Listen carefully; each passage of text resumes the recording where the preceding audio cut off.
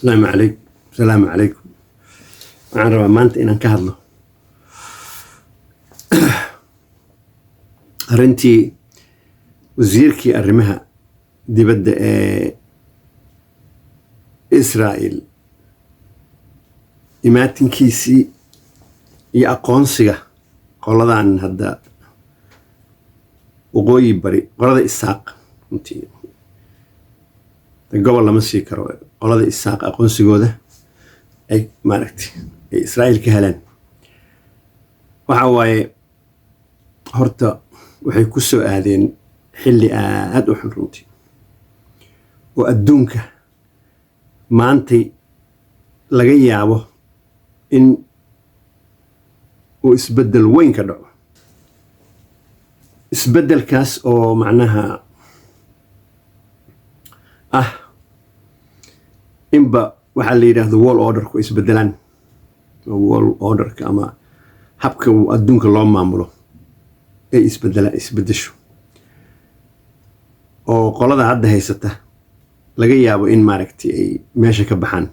oo waqtigood uu gabaabsi yahay runtii qoladan sheegaya waa qoladan hadda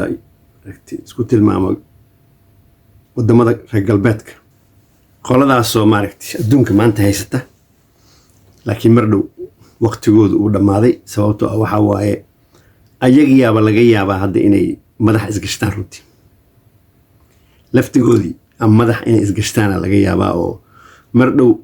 NATO ama kala go'do ama haddii kale muxuu ahaa ii sheeg ay ayadu isdirirto oo ay noqoto Maraykanka iyo wadamada NATO oo dhan ama ay NATO kala go'do oo ah NATO inay maaragtay ii sheeg u kala go'do waqooyi iyo central iyo southka anaa markaan saas leeyahay waxaa waaye wadamada waqooyiga oo dhan waxay la jiraan hadda sida Trump uu leeyahay oo Trump aa sheekada wada Greenland haddii wax lagu sameeyo inay difaacaan wadamada Scandinavianka Jarmalka xataa haddii lagu daro Poland dhinacaas oo dhan muxuu ahaa Finland kulli waxaas oo dhan waxaa waaye waxay rabaan inay difaacaan Denmark sababtoo ah waa dadkoodii laba marka wadan oo ka labaclaynaysaa jirta arrinta oo ah Faransiiska iyo Ingiriiska oo labadii nuclear-ka lahayd ah labadaas waxa waaye waxay ka doorbidayaan macnaha Greenland waxay ka doorbidayaan Ukraine ay ka doorbidayaan laakiin Southka markii la fiiriyo Talyaaniga iyo Spain hadda ku dhawaaqay inay kasoo horjeedaan arrintaas marka ayagiyaaba marka kala go'i rabo sababtii u kala go'ayana waxa waaye sabab runtii uu ka dambeeyo oo waxa aan rabo maanta inaan uga hadlo meeshan ay tahay waxaan maanta marka inaan ka hadla rabo sababta keentay markii ugu horreysay in NATO dhibkaas soo gaaro waxaan NATO u leeyahayna waxa waaye arrinta Isaaq ee go'itaanka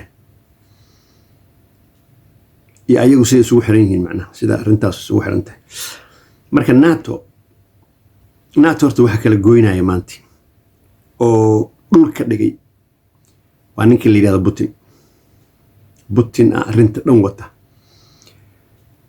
Putin wuxuu sameeyay intuu fakaray dadkan lama diriri karto kowdhe ka tira badan yihiin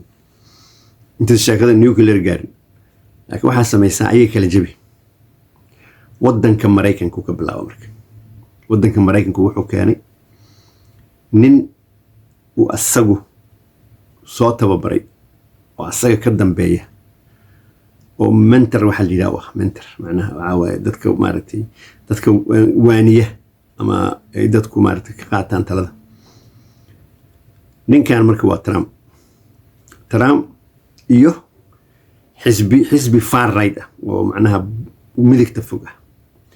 xisbiyaas midigta fog marka waxa waaye sidoo kale isna iyagana wadan walba oo Yurub waa ka jiraan oo uu sameeyay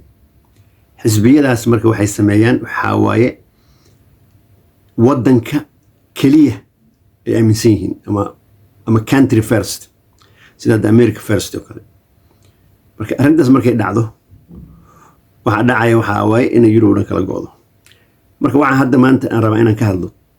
sababta Trump uga bilaabay ninkan. Trump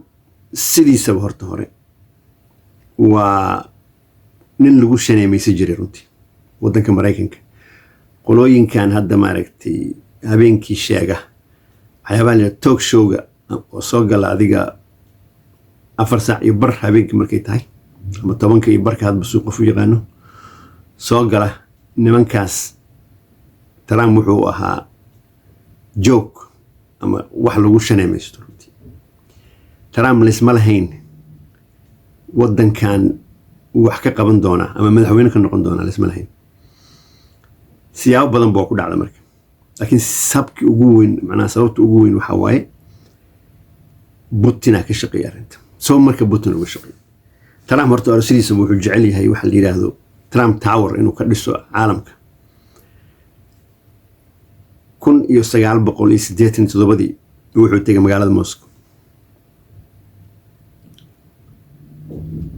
waa booqasho ku tagay meeshii maaragtay uu soo fiiriyay waa ka soo noqday. adiga qolo KGB markaas heshay marka ninkan hotelka la dejiyay waxa waaye waxa loo keenay gabdho qurqurxoon. gabdhihii markii loo keenay cameron hotelka loo geliyay gabdhihii waxyaabo xun ku sameynay ala qabta adiga oo qaarkood ay leeyihiin hataa sida ku cad doosiyeedka marka ama galka muxuu ahaa Hillary Clinton iyo ninkii CIA u shaqeey jiray oo soo bandhigay in hataa lagu kaadkaadiyay macnaha gabdhuhu ku kaadkaadiyeen. waxaasa marka amartay ninkaas odaga laga qabtay oo farac waa la joogay. waxa dhacday 2015 in la qabtay كان معناه إيشك قضاء لو قبته دتك محوها إيشك ورياشة أما صحافة كجرة ولهذا كورسبوند دينر قداس وعلى السمايات دتك واسفو فرجيان نول بور قد يرسوق عطاها وقفكو فرجين أيو أوباما وحو لدى بقلي ننكي لدهاي ترامب. ترامب السحن وفرجي فرجدي الدراد وترامب كحناق مرك حناق وكحناق ويربس من حين أو ترتمايا لابد يكون يلحي طبنك تاس أيضا إجرته ترامب مركو ساسيري بوتين وأول بدأ KGB دي وحكا دوبتاها وعيري هذا ما أنتي بمارت أرنتو مالفي عنكو مريسا كودي وعواي كفا إيدي سمانتي ترامو maxaa u baahan tahay. Trump wuxuu u baahay taageerayaasha intuu ka heli karaa marka taageerayaashii waddanka gudihiisa la kiciyay oo maaragtay nimankan maaragtay xaq jirka ah.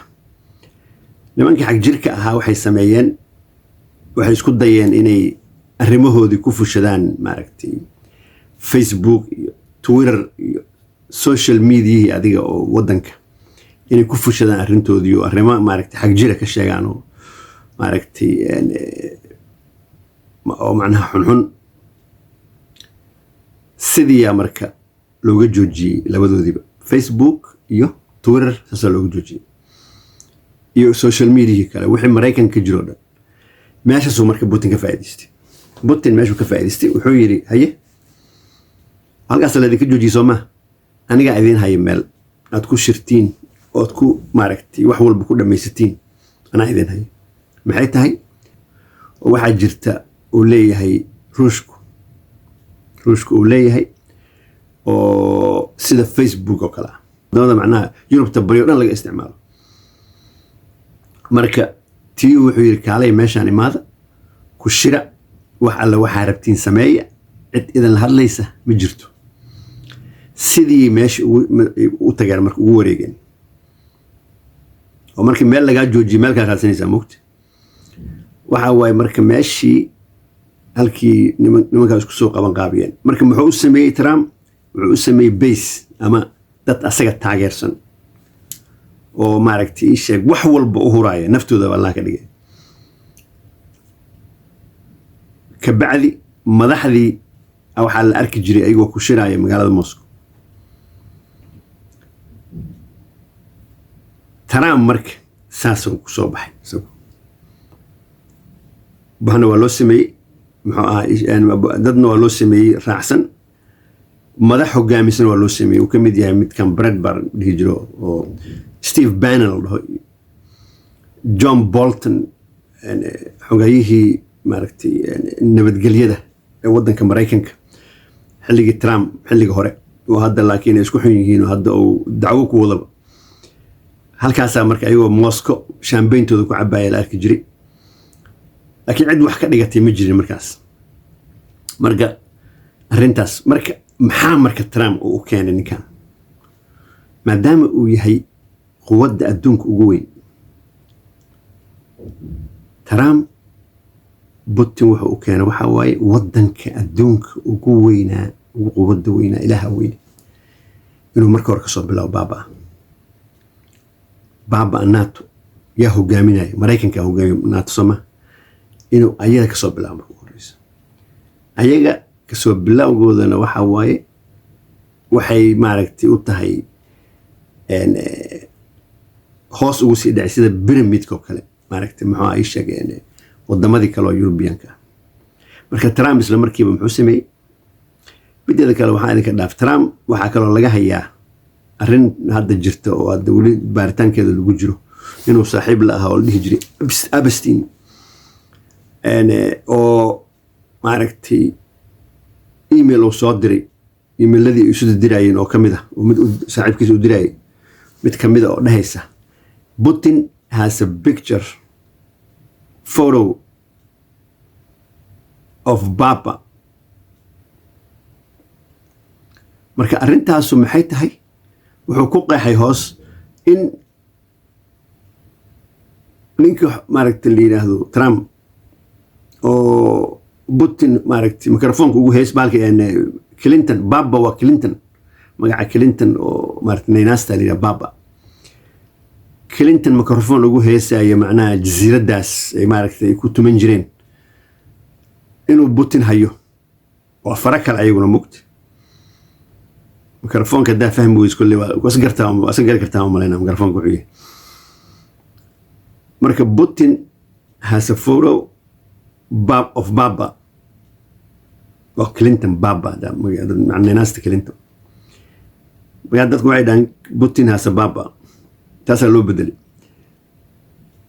arintaasna arrin kale oo macnaha laga hayo ninka ay noqotay si loo adeegsado macnaha waa u gudbiyay kulay ma naqaano Epstein ka laftigiisa inuu gudbiya laga yaabaa ala kulli xaal sababta loo sameeyay ninkan waa saas isla markiiba wuxuu bilaabay marka xataa maaragtay xilligiisa hore in uu NATO uu maaragtay xiriirkooda xumeeyo NATO maxay anaga lacagta u bixinaa kaligeen ma ayagu baxsadaan muxuu ahaa adiga waxyaabihii ka dhaxeeyay NATO iyo Mareykanka oo waliba Mareykanka dan u ahayd oo sababta waxa waaye wadan kaligiis istaagi kara male waxa dadkan awood ay ku leeyihiin waxa waaye 32 dawladood oo isku dhaarsaday in haddii mid la weeraro mid inta kalena ay maartay weerar ka qayb galayaan oo maarkino ay difaacayaan marka waxa waaye waa mid oo Mareykanku u baahan yahay maaha Mareykan kaliya inuu loo baahan yahay ma sababta waxa waa iskaashi arrintii bilaabay wadamada NATO markuu tago si xun u hadli jiray adiga tii sidii ku dhaaftay hadda soo noqodkiisan dambe waa ka sii darab NATO waxba anaga nagama gelin muxuu ahaa ay sheegeen adiga waxa waaye xiriirka NATO si xumeeyay tarifiye iyo balaayo macnaha waxaan anshuurtan dheeriga la isku soo rogay waxaas adiga xiriirkooda waa si xumeeyay laakiin hadda uu ka sii darayo wuxuu sameeyay waxaan ba weeraraha u dhahay wadan NATO NATO weeraraya oo ah Denmark denmark wuxuu weeraraa jasiirad wuxuu rabaa liyaa greenland marka jasiiraddaas greenland waxay ka tirsan tahay nato maadaama denmark ay ka hoos timaado nato ay ka tirsan tahay marka waxaa dhacaysa hadduu saa sameeyo ninkaana nin waalan waxaa waaye waxa uu dhaho inuu sameeyo jeceliya marka waxaa dhacaysa in nato ama isdagaasho ama kala go'do san hore usoo sheegay yaa marka meesha maaragtay ii sheeg arrintaasu markay dhacdo yaa meesha ka faa'iidaysanaya horta hore nimankii la dhihi jiray Russia iyo China waxaa la sida maaragtay sanooyinka marka lagu jiro maaragtay daangada loo cuno inta soo qaataan daango ay cuni doonaan si isu dagaalayaan nato ay fiirsan doonaan haddii arrintaas u dhacdo haddee burburkiina halkaas ku egyahay waxaa waaye weliba waxaa usii qarsoon xisbiyadan kale oo maarkin oo ii sheegeen muxuu ahaa far right-ka la yidhaahdo oo ayagu sigax runtii waxay sigaan muxuu ahaa mar walba waxay sigaan madaxtinimada waddan walba oo hadda Yurub ka tirsan xisbiyadaasu baarlamaanka markii la joogo waa kaalinta labaad ay ku jiraan mar qaarkood iyagoo guulaysan rabaa waxaa la sameynayaa inta la isku tago sida Faransiiska ka dhacday inta laba xisbi isu tagto oo maaragtay sheeg ay saas aqlabiyad ku helaan xisbigana aqlabiyad helaha waa laga hortagay laba xisbi la isugu tagay labada xisbi maaragtay aqlab markay isku darsoomeen aqlabiyad yeesheen saasa lagu joogaa carada marka saasi macnaheedu nimankaas ugu dhamaartay xilligoodu waa their days are numbered kulligood macnaha xataa Mareykanka waxaa loo qabtay in uu markii sanadku yahay 2027 lagama dheer waa dhamaadka Trump in Mareykanka maaragtay xilligiis u dhamaanayo oo hadda hal sano joogaa halkii sano waddanka horta adduunka dhan horta waa waxaa waaye suxun u galay macnaha waxaa waaye xiriiradii dhammaantood waxaa la dhahay waxuu ka baxay 19 xiriiro ay Mareykanka la lahaayeen dowlado uu ka baxay iyo ururo marka waddanku wuxuu ka dhigi rabaa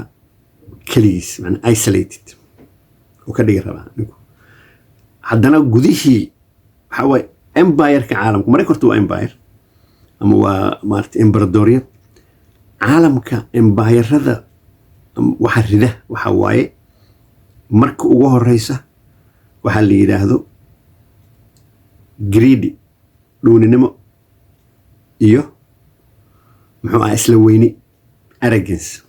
labadaas macnaha disha empire walbo dhaca ka bacdi labadaas maxay keenaan in waddanka gudihiisana uu isqabqabsado sida hadda socota Mareykanka socoto kale oo wax walba maaragtay uu maaragtay ula dirirayo isteediyadii kale macnaha maaragtay oo gobolka oo waddanka ula dirirayo oo qaarkood leeyahay waxaan iska goosanayaa muxuu ay sheegeen macnaha lacagtii loogu talagalay federaalka oo weliba ayaga ka timid runtii hadda fiis marka in fight-kaas ama gudahaas dagaalka ah iyo kan banaanka oo labadiba hadda wado waxa waaye meel walba ku duulooyaa hadda Iiraan ku duulaa u dhahoyaa waxa waaye meel walba ninkan wuxuu rabaa inuu ku duulo marka sumcaddii Mareykanka halkaas ku dhimanaysaa waxa waaye dadkii maanta caalamka badi sanka ka haystaan hadda waxa leeyahay waxa macnaha imaanaya Mareykanka lagu qabanaya ciyaaraha adduunka maan shalay waxaan maqlaayay ugu lacag macnaha dad badan tigidhooda cancel gareeyay markii la arkay Mareykanka waxa ka socdo inaan wax waddankaas waddan maaha macnaha ii sheegeen nabad ah marka waxaa bilowday kelinimadii ama macnaha isolationki wax la dhihi jiray bilowday jaa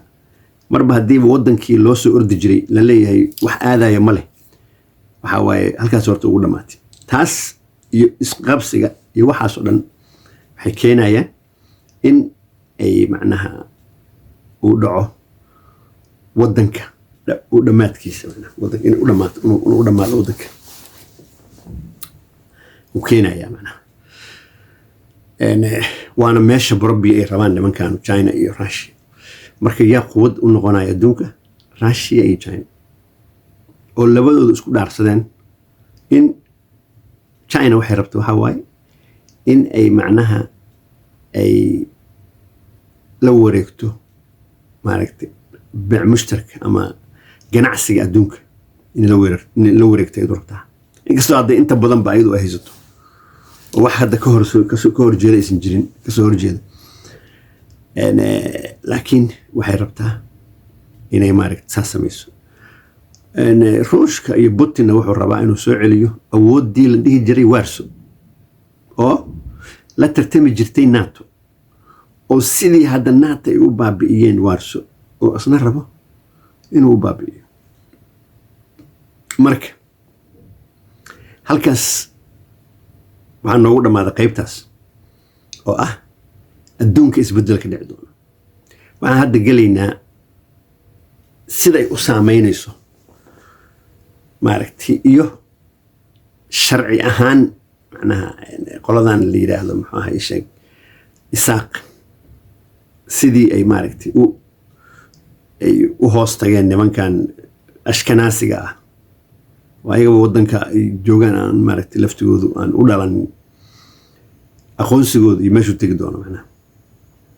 waxa waaye nimankanu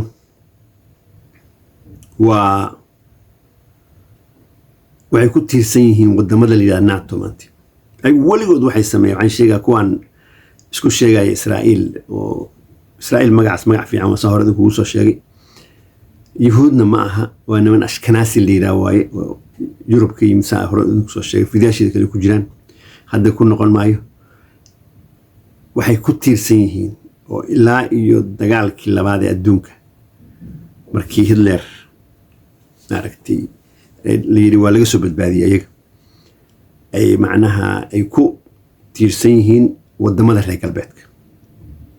iyo NATO ay ku tiirsan yihiin wadamada reer galbeedka iyo NATO san hadda soo sheegay hadday burburaan horta hore meel wax keenay nimankan ma leh xilligoodina waa soo dhawaaday oo ah xilligii diintana loogu sheegay oo dhagxaanta iyo geedaha hadday ku gabadaan ay leeyihiin kaalaya nimankiyaa meeshan ku jire ee qabqabta geeduhu ay hadlayaan macnaha xilligaasaa la soo gaaray marka xilligaas mar haddii la soo gaaray waxa waaye awoodda nimankan isaaq ay u hoos galeen nimankan xilligiisii waa dhammaaday mideeda kale isbeddel weyna hadda ka dhacay bariga dhexe oo waatii dowladda Soomaaliya ay xiriirka u jartay Imaaraadka qaybtaasna waxa oo Imaaraadka ayaga u keenay ninkan moogtahay iyo waxaan qaybtaasna waxa waaye Sacuudiga soo gala meesha Masar soo gashay meesha waxa waaye Turkiga ku jira meesha marka awoodii nimankan ay ka filayeen nimankan horta ma soconayso ugu horeysa halkaas horta ugu dhamaatay oo kuwan ayaga gacan gabad noqon doona mar dhow markii nimankan u baabaan 2 sano ka bacdi ama sanad ka bacdi iska dheh adiga dhamaadka Trump xaaladdu waa isbedelaysaa waxa waaye marka sharci ahaan u soo noqonayna markaa sharci ahaanta horta hore nimanku waxay isku sheegaan dad wax bartay waxay yiraahdaan koonfur waxa joogta qadaadweyna wax u baranin annaga u ahayn macnaha kuwa ku sheekeynaya annaga u ahayn indho hebel Michael Maryama mid la dhihi jiraa u saxiixay muxuu ahaa markii qaramada midoobay uu maartay xornimada ka soo qaadayay Cabdullaahi Ciise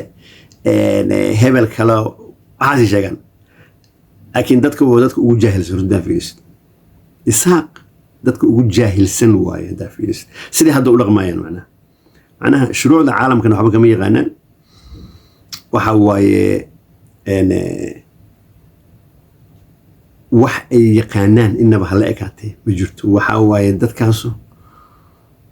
marqaankii bahalka la dhihi jiraa maskaxda ka qaaday haddii xataa wax yaqaanaan oo wax yaqaan ku jiraan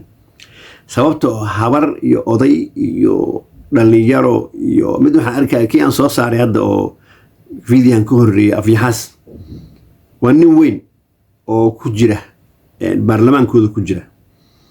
haddana wuxuu gara la'yahay waddanka keli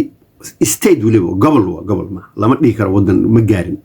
oo weliba dad badan aysan aqoonsanayn caalamka dowlado badan oo aqoonsanaynaa jira macnaha Israa'iil dadkan lagu tilmaamo waa gobol waxaa la two state solution gobol ka mid ah gobollada caalamka inuu aqoonsi u keeni karo macnaha middaas niyaddooda ma aysan gelin macnaha markaad damaashaadayso horta waa ina wax hubban inaa hayso ma wax hubban ma haystaan mideeda kale intee laga bixiyaa macnaha ii sheeg aqoonsi waxaa laga bixiyaa qaramada midoobaa laga bixiyaa aqoonsi meel kaloo bixin karta ma jirto weliba wadamadu waa inay isku raacaan hal wadanaan bixi karin labaan bixi karin xataa hadday maraykanka ninkan ay leeyihiin maraykankana oo ku darsoomi doonaa kan labaad maraykanka xataa veto ku joogaa meesha wax uu meesha ku haya male hal haddii kulli inta isku raacaan hal wadan keliya oo veto saaro waa dhamaatay marka aqoonsiga meesha laga helo waa halkaas aqoonsi lagama helo wadan yaroo gobol yaroo ku yiri waa ku aqoonsaday lagama helo marka ayagu aaday u degdegeen wax qof muslina inuu sameeyo aysan ahayn u sameeyeen macnaha inay calanka huwadaan muxuu ahaa nimankan koofi yartaa calankooda inay hudaan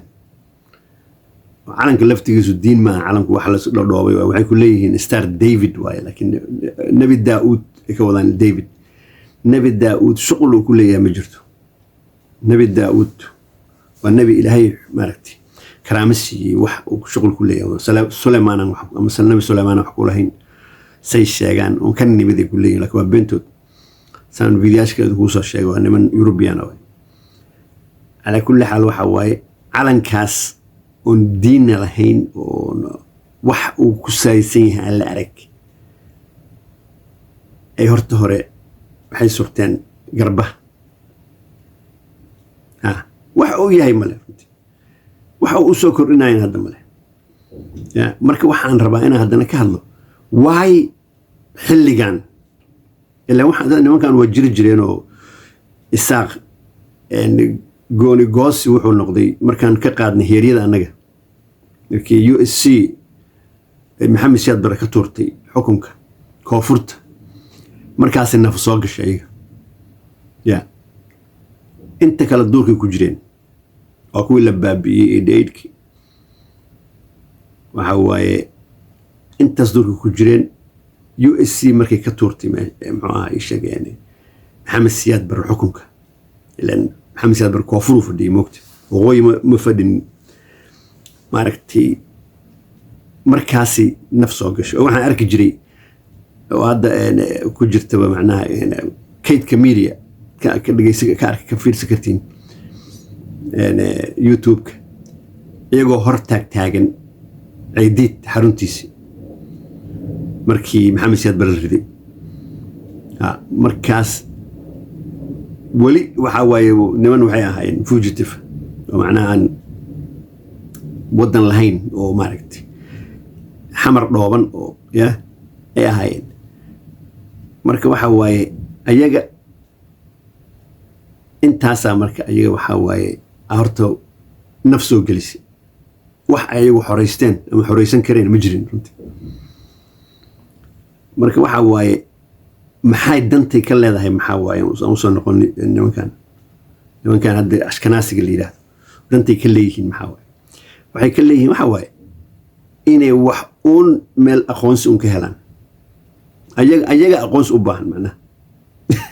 ayaga aqoonsi u baahan oo adduunkii oo dhan laga nacay oo sanka laga haystaa oo meel walba lagu orinaa ay tagaan ciyaaraha xataa nimanku markay kuwan lagdanta ay samaynayaan mid talyaani waxaa arkayay inta mid ciddaan koofiyarta u soo taagay salaan dharbaxa ku dhuftay laga ku salaamayn marka meel walba laga nacay meel aan laga nacin adduunka ma jirto marka nafi ay ka soo dooneen marka nimankan maxay kaloo sameeyaan nimankan hal mid lagu yaqaanaa sababta ay uga qaateen nimankan Falastiin dhulka waxa waaye waa ku imaanayaan waxay ku noqonayaan marti markii ku noqdaan ayaan markii la joogo gurigaaga yaa laga qaadan ka soo furaha keenada hadii kale naftaada maqan waa sida Falastiin maartay inta badan u qabsadeen waa soo dhaweeyeen macnaha markay soo dhaweeyeen oo magacaasi ku socdaan moogti nimankan waxay yiraahdeen nimanku waa nimankii maartay ilmaadeertaada heedeen oo yuhuud dhabta ahaa guriga la imaanayaa markii ay soo gaarto sheekada awoodooda markay soo gaarto gurigaas ninka guriga ku jira waxa la leeyahay adeer furahaada keen ka bax meesha saasa looga wada qaatay macnaha guriga